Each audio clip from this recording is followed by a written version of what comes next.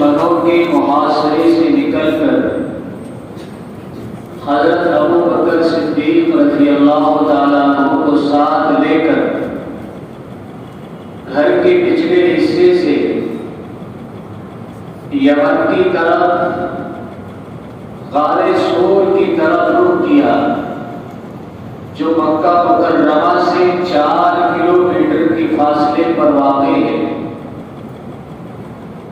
ادھر مشرکین مکہ جنہوں نے محاصرہ کیا ہوا تھا، انہیں جب اطلاع ملی کہ محمد رسول اللہ اپنے گھر میں موجود نہیں ہے، بلکہ وہ ہمیں دھوکہ دے کر کے یہاں سے نکل چکے ہیں اور ہمیں خبر تک نہ ہوئی، تو انہوں نے طیش میں آ کر کے، غصے میں آ کر کے اپنے تمام آدمیوں کو چاروں طرف دوڑایا اور رسول اللہ کی تلاش میں اپنے تمام آدمیوں کو نکالا اور اعلان فرما دیا کہ جس کو بھی محمد رسول اللہ ملے، یا تو وہ ان کو قتل کر دے یا انہیں گرفتار کر کے ہمارے پاس لے کر کے آئے۔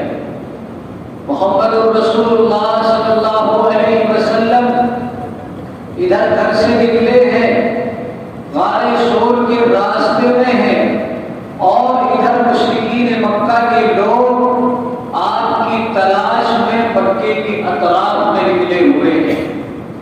محمد رسول اللہ صلی اللہ علیہ وسلم اور آپ کے رفیق ابو بکر صدیق رضی اللہ تعالیٰ اللہ تبارک و تعالیٰ کی مدد سے گھر سے نکلے اور غار سور کی طرف چل پڑے۔ راستہ تاریک ہے، راستے میں اندھیرا ہے اور پتھریلی زمین ہے۔ محمد رسول اللہ کے پیروں میں چپل نہیں ہے، آپ ننگے پیر ہیں۔ ننگے پیر چلنے کی وجہ سے رسول اللہ کے پیر زخمی ہو جاتے ہیں۔ جیسے ہی آپ غار سور کے کنارے پر پہنچتے ہیں، آپ سے چلا نہیں جاتا کیونکہ پتھریلی زمین ہے اور غار سور کی چڑھائی بہت اونچی ہے۔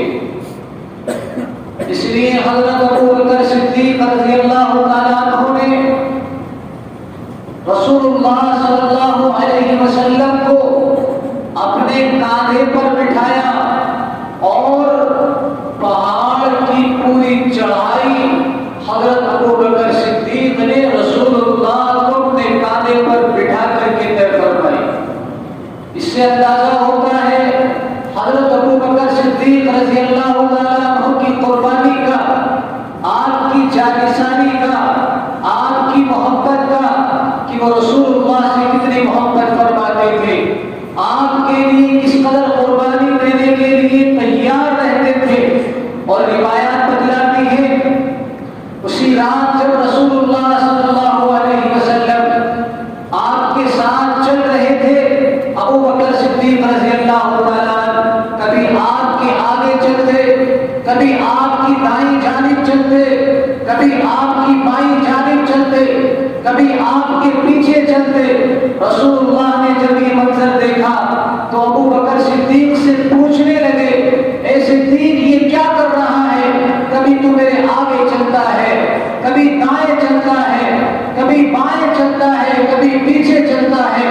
تو ابو بکر صدیق عرض کرنے لگے، یا رسول اللہ جب مجھے ڈر لگتا ہے کہ کہیں کوئی آپ پر آگے سے حملہ کرنے والا ہے تو میں آگے آگے چلنے لگتا ہوں، جب مجھے خوف ہوتا ہے کہ کوئی دشمن آپ کی دائیں جانب سے حملہ کر دے گا تو آپ کی دائیں جانب چلنے لگتا ہوں، جب مجھے خوف ہوتا ہے کہ کوئی دشمن بائیں جانب سے آ کر حملہ کرے گا تو آپ کی بائیں جانب چلنے لگتا ہوں، اور جب مجھے اندیشہ ہوتا ہے کہ کوئی دشمن آپ کے پیچھے سے آ کر حملہ کر دے گا تو آپ کے پیچھے پیچھے چلنے لگتا ہوں۔ یہ عرض کرنا تھا۔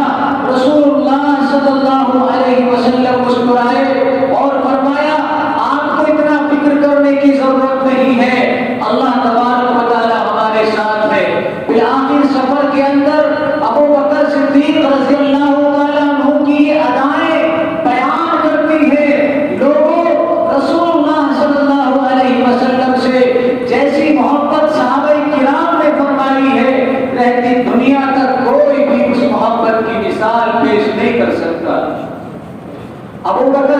رضی اللہ تعالیٰ رسول اللہ صلی اللہ علیہ وسلم کو کندھے پہ بٹھا کر کے اتنا اونچا سفر غار سور کا بیان کرتے کہ 759 میٹر اونچا پہاڑ ہے، 759 میٹر اونچا پہاڑ، اتنی اونچائی پر ابو بکر صدیق رضی اللہ تعالیٰ رسول اللہ صلی اللہ علیہ وسلم کو لے کر چڑھتے، اور جب غار کے منہ پر جا کر آپ صلی اللہ علیہ وسلم کو بٹھاتے اور عرض کرتے یا رسول اللہ آپ یہیں پر تشریف فرمائیے، پہلے میں اندر سے غار کو چیک کر لیتا ہوں، کہیں ایسا نہ ہو کہ کوئی تکلیف دینے والی چیز غار کے اندر ہو جو آپ کو تکلیف پہنچا دے۔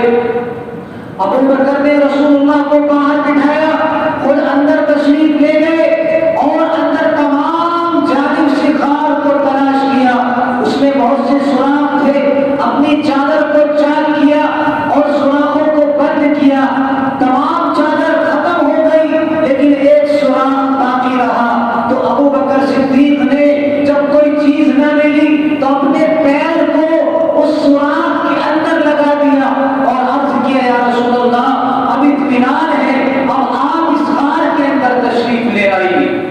رسول اللہ صلی اللہ علیہ وسلم جب غار کے اندر تشریف لائے تو آپ ابو بکر صدیق کے زانوں پر سر رکھ کر کے سو گئے، آرام فرمانے لگے۔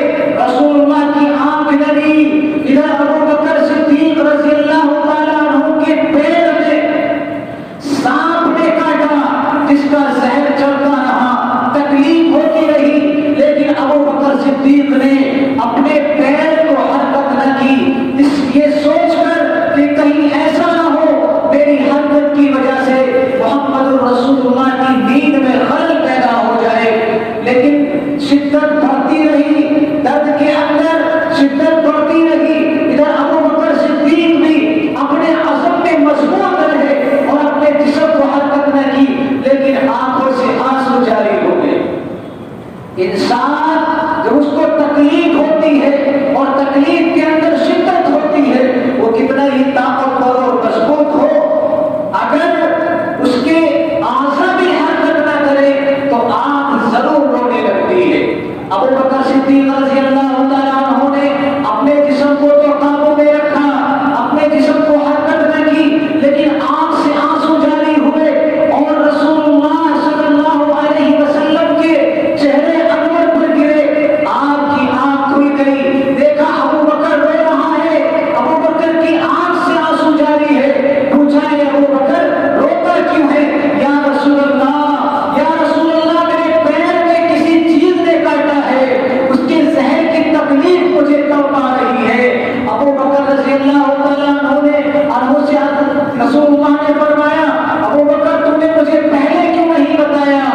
یہ کیسا منظر ہے، یہ کیسی جانشانی ہے کہ تکلیف برداشت کرتا رہا اور مجھے اطلاع نہ کی۔ رسول اللہ صلی اللہ علیہ وسلم نے اپنا لعاب دہن لگایا اور اس کی وجہ سے حضرت ابو بکر صدیق رضی اللہ تعالیٰ عنہ کو شفا مل گئی۔ بعض روایات کچھ اور بھی بتلاتی ہے، بعض روایات یہ کہتی ہے، بار بار یقین نے اور تفسیر نگاروں نے لکھا کہ وہ سانپ کوئی معمولی سانپ نہیں تھا، وہ 2000 سال سے اس غار کے اندر رسول اللہ کا انتظار کر رہا تھا، کب تاجدار مدینہ خاتم النبیین نبیوں کے سردار یہاں تشریف لائیں گے اور میں اپنی آنکھوں سے ان کا دیدار کروں گا۔ ابو بکر نے سارے سوراخوں کو بند کر دیا، جس سوراخ میں وہ موجود تھا اسی سوراخ پر ابو بکر نے اپنا پیر رکھ دیا۔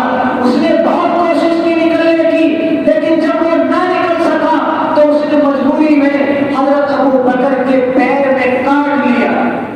اور کہتے ہیں روایات بتلاتی ہے کہ جب ابو بکر نے اپنا پیر ہٹایا وہ سانپ نکل کر سامنے آیا اور رسول اللہ صلی اللہ علیہ وسلم کا دیدار کیا اور آپ کو سلام کیا۔ یہ روایات بھی بتلاتی ہے، لیکن بہرحال تفسیر نگار اور مورخین نے یہ چیزیں لکھی ہیں، لیکن یہ سند کتنی مضبوط ہے یہ ہمارے پاس اس کی کوئی دلیل موجود نہیں، لیکن اتنا ضرور ہے کہ رسول اللہ صلی اللہ علیہ وسلم کے لیے ابو بکر صدیق نے اپنے آپ کو خطرے میں ڈال دیا. یہی وجہ تھی ایک موقع پر عمر رضی اللہ تعالیٰ عنہ سے کہا پر میرے ابو بکر سے نہ جھگڑا کر, میرے ابو بکر کا مقابلہ نہ کیا کر. یہ وہ ہے جس نے 2 مرتبہ میں اپنی جان خطرے میں ڈال کر میری جان کی حفاظت کی. ایک اس وقت جب کعبے کے اندر کفار مکہ نے میرے اوپر اونٹ کی اوزری ڈال دی تھی, اس وقت ابو بکر نے سامنے آ کر کے تمام مشرکین مکہ کا مقابلہ کر کے میری جان کی حفاظت کی تھی. اور اس کے نتیجے میں مکے کے مشرکین نے ابو بکر کو اتنا مارا تھا کہ خون سے لہو لہان کر دیا تھا اور کئی دن تک ابو بکر بے ہوش رہا تھا. اور دوسری مرتبہ غار کے اندر جب اس نے اپنی جان کو خطرے میں ڈال کر میری جان کی حفاظت کی. بہرحال رسول اللہ صلی اللہ علیہ وسلم نے اس غار کے اندر 3 روز گزارے. کتنے روز گزارے؟ 3 روز. مشرکین مکہ نے چاروں طرف رسول اللہ کو تلاش کیا لیکن رسول اللہ کی کوئی خبر نہ ملی. لیکن تلاش کرنے والے سراغ رساں تلاش کرتے کرتے غار کے منہ تک پہنچ گئے. قدموں کے نشان جہاں تک انہیں ملے وہاں تک پیچھے چلے اور روایات کہتی ہے کہ تلاش کرتے کرتے اتنے قریب پہنچ گئے تھے کہ اس غار کا جو منہ ہے اس غار پہ آ کے کھڑے ہو گئے, اس منہ پہ آ کر کے کھڑے ہو گئے. ابو بکر صدیق رضی اللہ تعالیٰ عنہ نے ان کے پیروں کو جب دیکھا کہ غار کے منہ پہ کھڑے ہوئے ہیں تو اندر سے گھبرا گئے. اندر سے انہیں فکر لاحق ہوئی کہ اگر انہوں نے ذرا بھی اپنا سر نیچے جھکا لیا تو ہم انہیں بالکل سامنے نظر آ جائیں گے. رسول اللہ صلی اللہ علیہ وسلم سے عرض کرنے لگے, یا رسول اللہ اگر انہوں نے ذرا بھی نیچے دیکھ لیا تو ہم انہیں نظر آ جائیں گے. تو رسول اللہ نے کہا ابو بکر فکر کرنے کی کوئی ضرورت نہیں ہے, لا تحزن ان اللہ معنا. فکر کی غم کرنے کی ضرورت نہیں, اللہ ہمارے ساتھ ہے. اللہ کی مدد شامل حال ہے. اس لیے اللہ کی مدد اس طرح ظاہر ہوئی کہ غار کے اوپر کبوتری نے انڈے رکھے اور بکری نے جالا بن دیا. دیکھنے والوں نے کہا کہ یہاں کوئی نہیں آ سکتا, اگر یہاں کوئی آیا ہوتا تو اس غار کے منہ پر بکری کا جالا نہ ہوتا, لہذا تم لوگ ہمیں غلط جگہ پر لے گئے. یہ کہہ کر بھی واپس ہو گئے. 3 دن تک رسول اللہ صلی اللہ علیہ وسلم غار کے اندر تھے. اچھا, حضرت ابو بکر صدیق رضی اللہ تعالیٰ عنہ کی بیٹی حضرت اسماء رضی اللہ تعالیٰ عنہ اور حضرت عبداللہ یہ حضرت ابو بکر کی بیٹی, یہ دونوں 3 دن تک رسول اللہ صلی اللہ علیہ وسلم سے غار میں ملنے جایا کرتے. کھانے پینے کا سامان, کھانے کی چیزیں اور ضرورت کی چیزیں اور جو کچھ مکے کے اندر ہوتا تھا دن بھر, جو کچھ لوگ باتیں کیا کرتے تھے, وہ ساری باتیں رسول اللہ صلی اللہ علیہ وسلم کو جا کر بتلایا کرتے. ایک غلام تھے حضرت ابو بکر رضی اللہ تعالیٰ عنہ کے, عامر بن مہیرہ.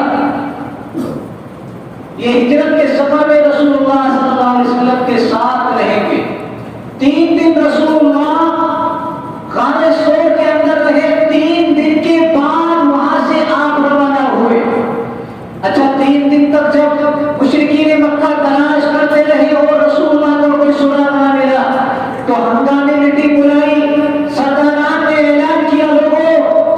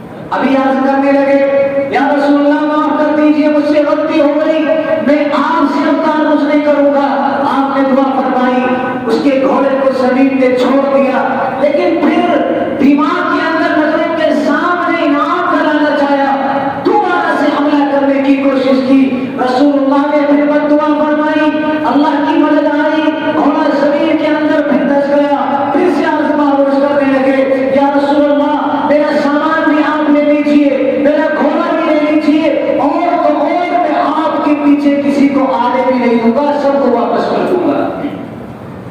رسول اللہ نے کہا ہمیں سامان کی ضرورت نہیں، لیکن ہمارے بارے میں کسی کو اطلاع نہ دینا۔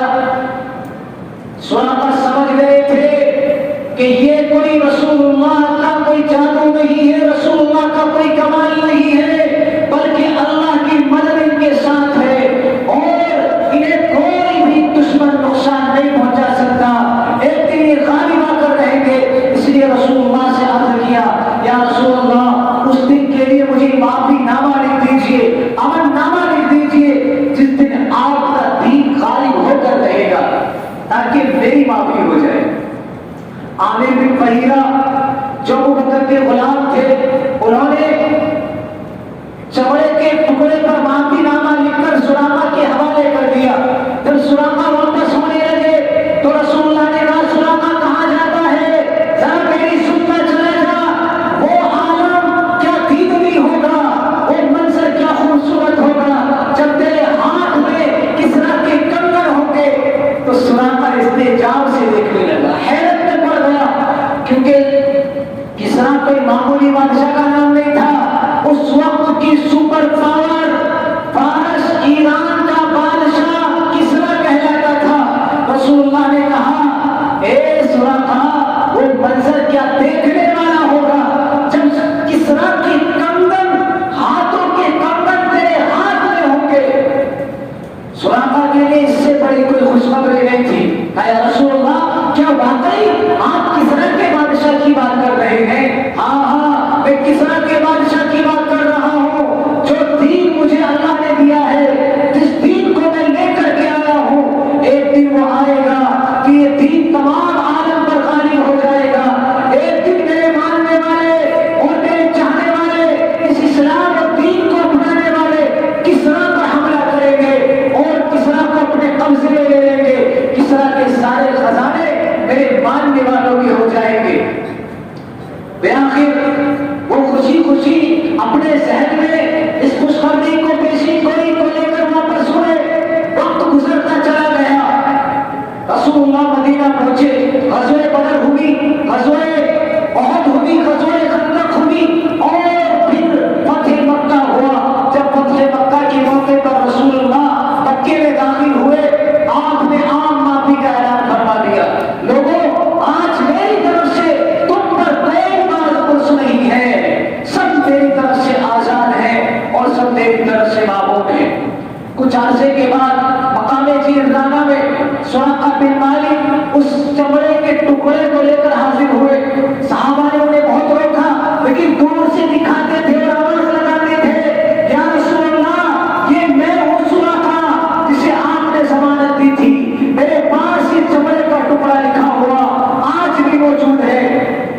رسول اللہ نے آنے کی اجازت دی اور آپ نے سراقہ کے ساتھ اتنا اچھا برتاؤ کیا کہ وہ مسلمان ہو گئے۔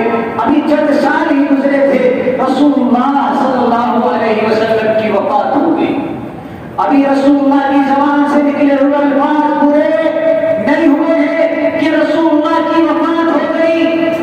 ان کے بعد حضرت ابو بکر صدیق رضی اللہ تعالیٰ عنہ نے خلافت کا منصب سنبھالا، 2 سال تک رہے، انتقال فرما گئے۔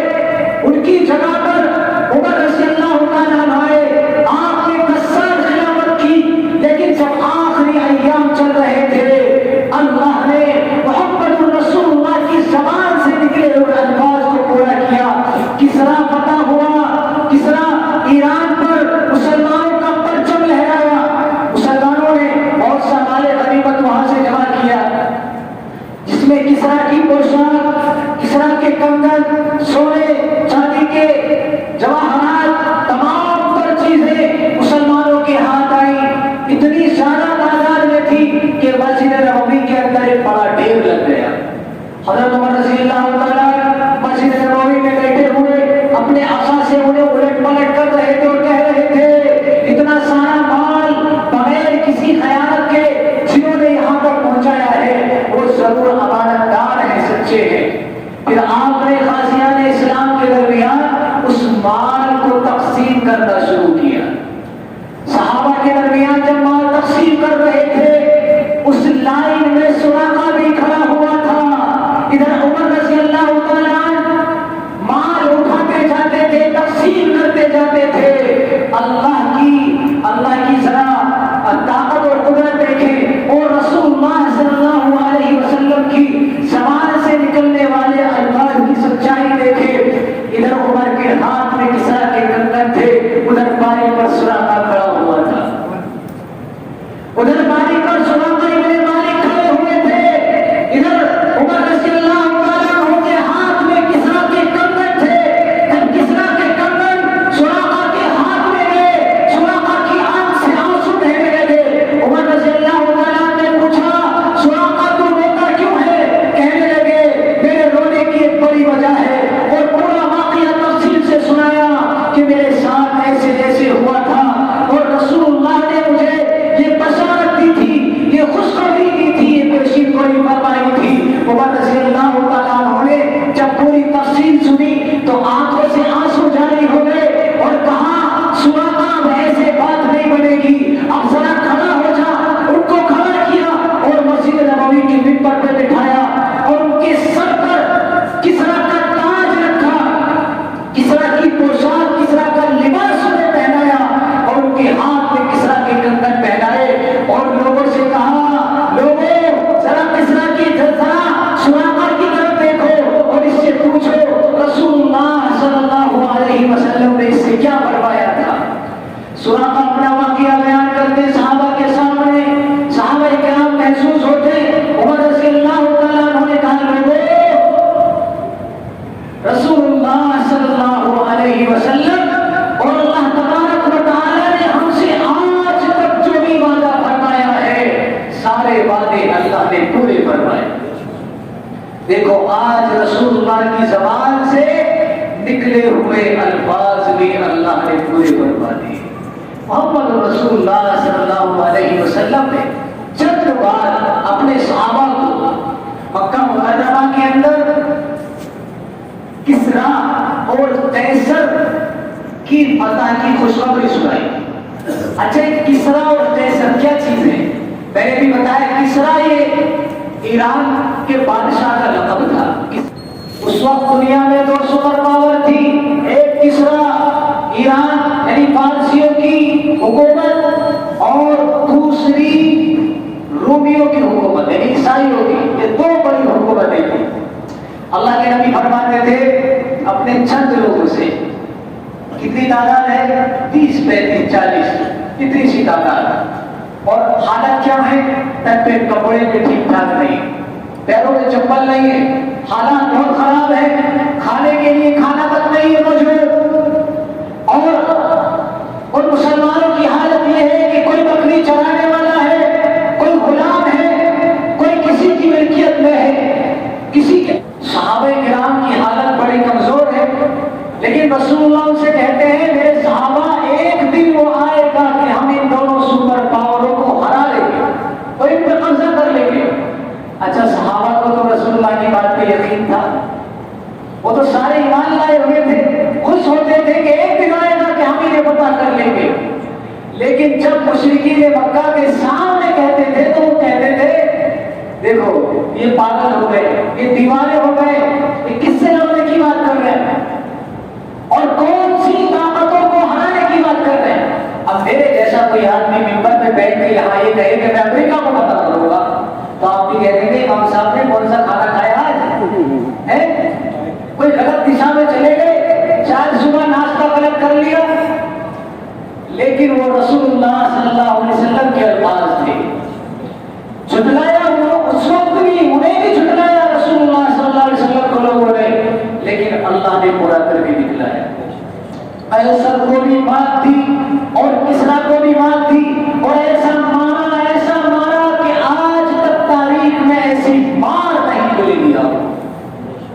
مسلمانوں کی چھوٹی سی طاقت ہے کہ مسلمان ان کو فتح کرنے کے لیے نکلے تو ایک طرف سے فتح کرتے چلے, جیسے اللہ نے ان کے لیے راستے کھول دیے, دوڑاتے چلے جاؤ ڈھولے پہ. اور